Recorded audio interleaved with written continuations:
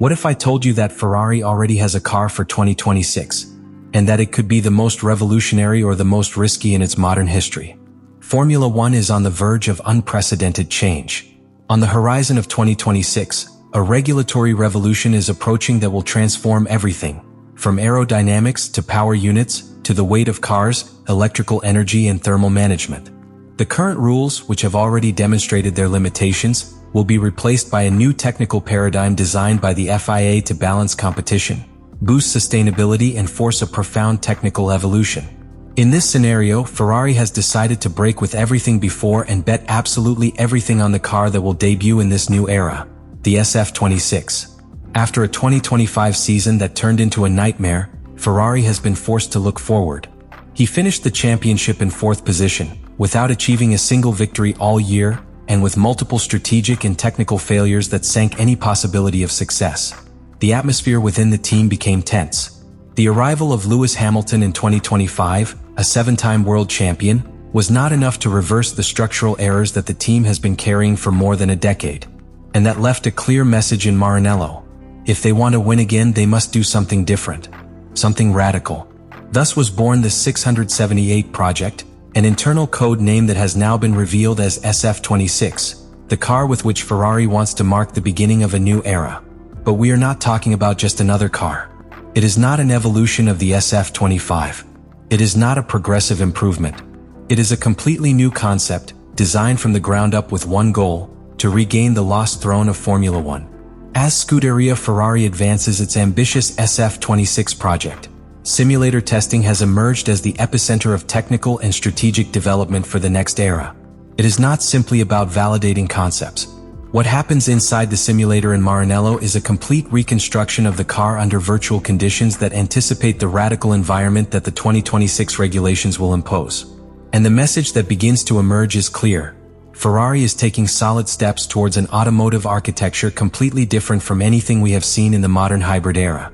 Since November 2025, Lewis Hamilton and Charles Leclerc have been involved in intensive sessions within the simulator, using the most advanced systems of Ferrari's driver-in-the-loop program. Through this hyper-detailed digital environment, both drivers have been able to experience what the car of the future will be, lap after lap, curve by curve. The feedback provided has not only been positive, it has been extremely accurate, which is vital when you are designing a platform from scratch. But before getting carried away with enthusiasm, we must understand the context. The new 2026 rules will require a complete redesign of the car's dynamics. We are talking about a 30% reduction in downforce and 55% less drag. These figures are not minor adjustments, they are a complete rearrangement of the balance between efficiency, grip, and top speed. They mean that not only will cars be harder to drive, but the entire driving style will have to change. And this is where simulation work gains strategic value. Ferrari is trying to anticipate this new environment in as much detail as possible. The current simulated version of the SF26 has already shown substantial improvements over previous iterations. The virtual car offers more precise steering, more stable braking, more intuitive cornering, and improved traction when exiting slow corners. But these advances do not emerge from nowhere. They are the result of hundreds of adjustments to aerodynamic, suspension, weight distribution, and energy management variables under very specific simulated conditions. Another key point of development has been the work with the Pirelli 2026 tires, which have not yet been put on the track, but which are already mathematically modeled in the simulator. And here, Ferrari faces one of the most complex challenges of the new era. Pirelli has publicly admitted that teams' downforce predictions vary by up to 30%, creating a brutal margin of error in the simulations. Some teams predict that the 2026 car will be 4 seconds slower per lap, others only 2. Ferrari operates in a terrain of controlled uncertainty, and its challenge is to fine-tune the model to be on the right side of that prediction when the car hits the track for the first time.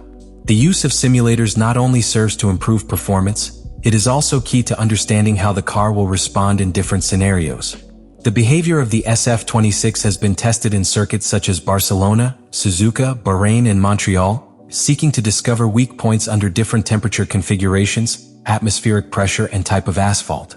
Engineers are now not just looking to find speed, but to anticipate which aspects of the car might collapse under real stress. That is the new frontier of simulation in F1. It is no longer just about being fast, but about not failing. Furthermore, the data extracted so far has allowed Ferrari to begin the development of the first control programs for the new hybrid system.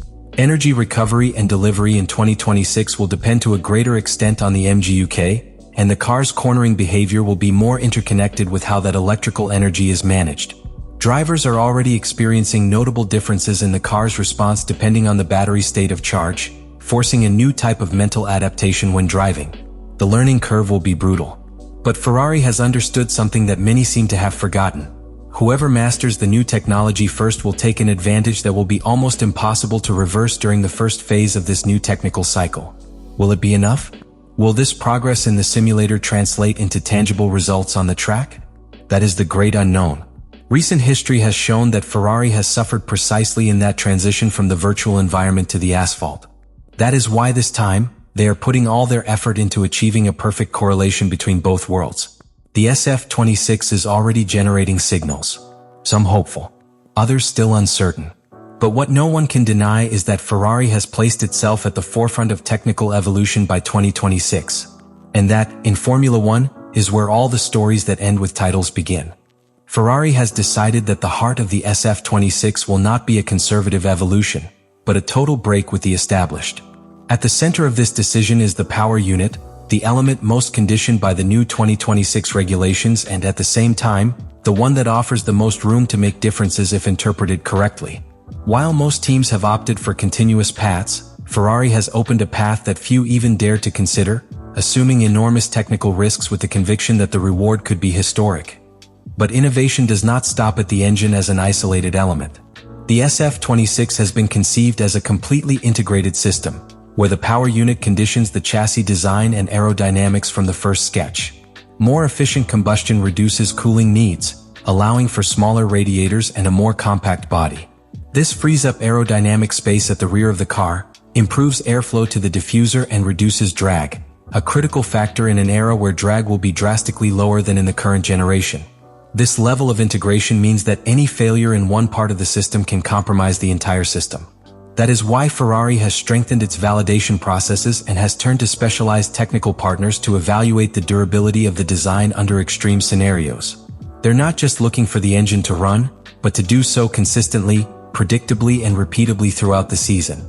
The SF26 is not just a new car, it is a complete reinterpretation of how Ferrari understands modern Formula One.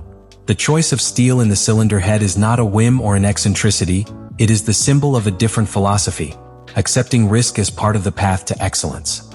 If this bet goes well, Ferrari will not only have built a competitive car, it will have set the technical course for the new era. If it goes wrong, the blow will be hard because rarely has the Scuderia put so much at stake in a single decision. In the halls of Maranello they know, 2026 will not be another season. It will be the turning point. Either they finally consolidate all their technical, human and strategic potential into a winning package, or they could be left behind for another full cycle of regulation. Because in modern Formula One, whoever makes a mistake at the beginning of the regulations usually pays for that mistake for years. Mercedes dominated since 2014 because it got it right first. Red Bull swept from 2022 for the same reason. Ferrari wants 2026 to be its year zero. What makes SF26 such a fascinating project is precisely that tension between risk and ambition. Every decision Ferrari has made with this car seems to walk that fine line between technical genius and recklessness. They have challenged conventions, rewritten concepts and reformulated the role that the engine, aerodynamics and simulation should play in a Formula One car of the future. And they have done so knowing that if they fail, there will be no excuses. Do you think Ferrari is finally on the right path? Do you think this commitment to a steel cylinder head, a completely new architecture and an extreme aerodynamic redesign is the move they needed? Or do you think they have taken too much risk and that these experiments could end in another disappointing year for the Scuderia? Leave it in the comments what you think about all this.